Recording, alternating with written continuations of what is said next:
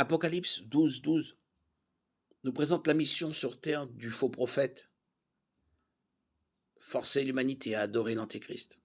Il sera revêtu de toute l'autorité de l'Antéchrist, car comme pour celui-ci, son pouvoir viendra de Satan. Il n'est pas certain que les hommes seront forcés à adorer l'Antéchrist ou s'ils seront tellement sous le charme de ces êtres puissants qu'ils le feront de leur plein gré.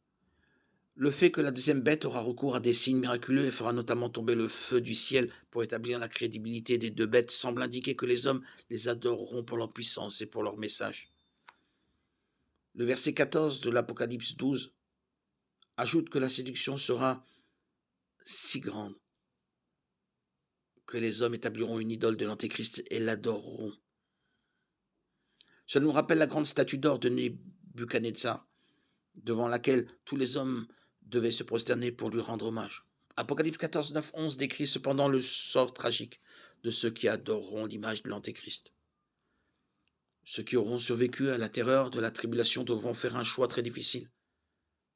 Ceux qui refuseront d'adorer l'image de la bête seront mis à mort, mais ceux qui accepteront subiront la colère de Dieu. L'image aura l'aptitude extraordinaire de parler. Ça ne veut pas dire qu'elle deviendra vivante. Le terme grec employé ici est pneuma, qui signifie souffle ou courant d'air, parbios, vie, mais qu'elle pourra d'une manière ou d'une autre exprimer le message de l'Antéchrist et du faux prophète.